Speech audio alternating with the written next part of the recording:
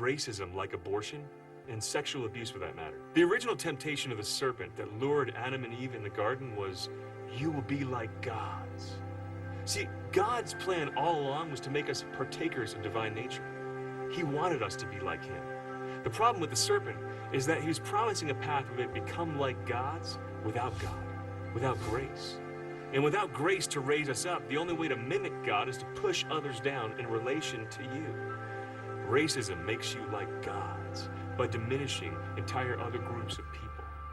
Abortion lowers the person by saying to them, you only have value and a right to life if I want you to. Sex abuse and trafficking cuts people down to the level of an object.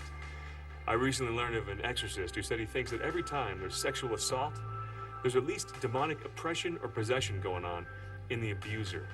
Why? Because the devil always militates against the dignity of the person made in the image of God.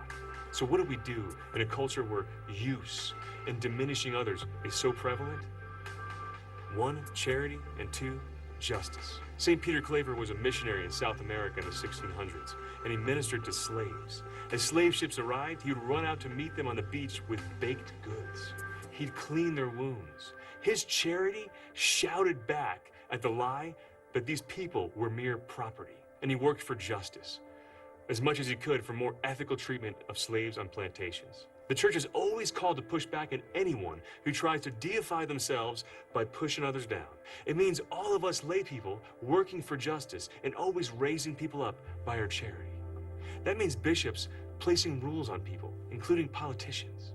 It means rejecting the temptation ourselves of the serpent. St. Peter Claver, pray for us.